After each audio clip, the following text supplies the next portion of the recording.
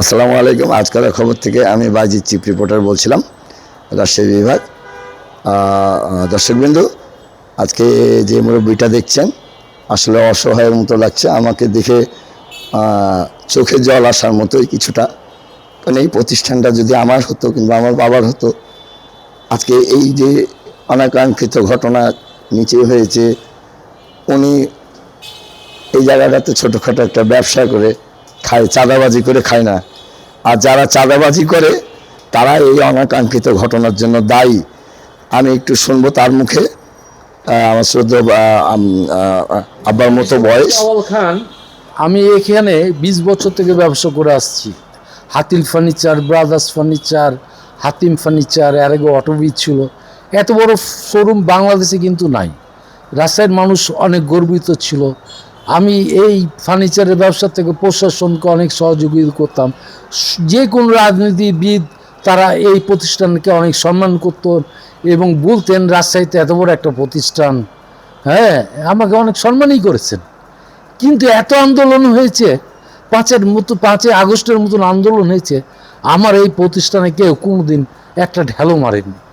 কিন্তু আজকে ইচ্ছাকৃত সেখানে আমি হেলালকে দেখেছি, পাখিকে দেখেছি, এই প্রতিষ্ঠান দেখিয়ে দিতে দেখেছি ঢেল মারার জন্য, হ্যাঁ, ঢেল মারার জন্য, ভাঙার জন্য।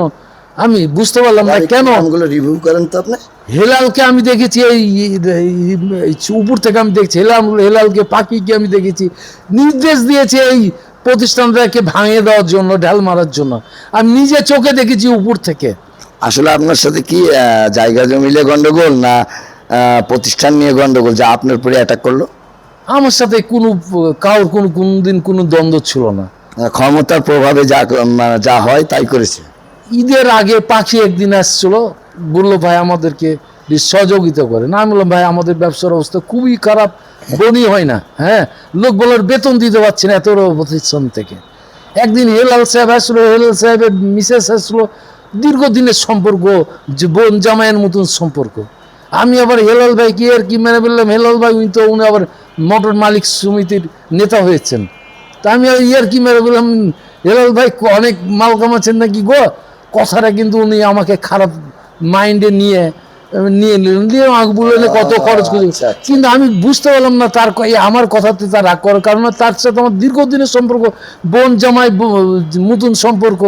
আমি মসজিদে, টার্মিনাল মসজিদে হাফিজিখানা উদ্বোধন হবে, সেখানে ইমাম সাহেব দাঁত, আমি উনার সাথে মুসাফা করতে গেলাম, উনি আমার সাথে মুসাফা করলেন না। আমার মনে হয় ওই দুঃখ কষ্ট আমি নাকি বোধহয় বিপরীত কথা বলেছি, এরকম একটা ভাব বোধহয়, এই কষ্ট বোধহয় তার ভিতরে ছিল। নাহলে এই প্রতিষ্ঠানে কেন হেলাল সাহেব, পাখি সাহেব, হ্যাঁ, এরা দেখিয়ে দিল লোককে গ্লাস ভাঙার জন্য সামনে থেকে। যেখানে আমরা ভিতরে আছি, এই 10 মিলি গ্লাস বারুদের মতন ছুটছে, সব ফার্নিচার খামখুটা হয়ে যাচ্ছে, নষ্ট হয়ে যাচ্ছে। হ্যাঁ, আমরা তো পাগল হয়ে গেলাম যে আমরা কোনোদিন ভাবতেই পারিনি এই প্রতিষ্ঠানে এই রাজশাহীর মানুষ ভাঙচুর করবে। হ্যাঁ, রাজশাহীর মানুষের গর্ব এত বড় প্রতিষ্ঠান, যে হাতিলের মতো কোনো প্রতিষ্ঠান নাই দর্শক, কিন্তু আপনারা জানেন একটা ফ্লোরে, একটা ছাদের নিচে এত বড় প্রতিষ্ঠান কোথাও নাই। হাতিল মানে আমরা বুঝি দর্শক, কিন্তু হাতিল মানেই গ্যারেন্টি, হাতিল মানেই 100 বছর 50 বছর পর্যন্ত তারা গ্যারেন্টি দেয়। সবগুলো band, Hatil band, brothers band, Hatim band, Otobi ছিল, অটোবিজ তো ক্ষতিগ্রস্ত হয়েছে, যতগুলি সব ব্যান্ডের ব্যবসা।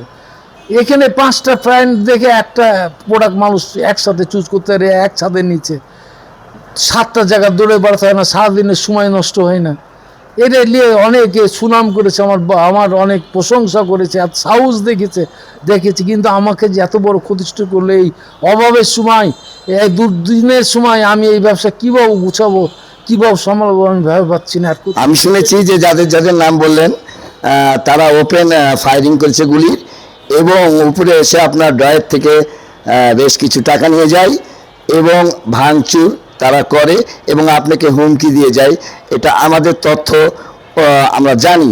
কিন্তু আপনি কি বলেন? আমার প্রতিষ্ঠানের উপরে কেউ আসেনি, তারা নিচ থেকে সব ঢেলে আমার প্রতিষ্ঠান ভেঙেছে, আমার উপরে কেউ আসেনি।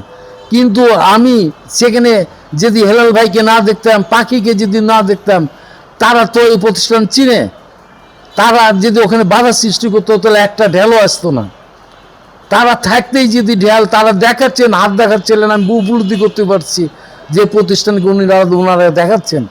ওনারা থাকতে যদি উপস্থিত না থাকতো, তাদের পক্ষ কোনো দিন আমার এই প্রতিষ্ঠানে ঢেল মারার সাহস পেত না বা মারত না। আমি কাউর পক্ষপাতি না, আমি কাউর দুশ্মন, আমি আমার সাথে কাউর কোনো খারাপ সম্পর্ক নাই, আমি কোনো রাজনীতি করি না। আজ থেকে যে আপনি যে ঘটনাটা বললেন যে আপনার কাছে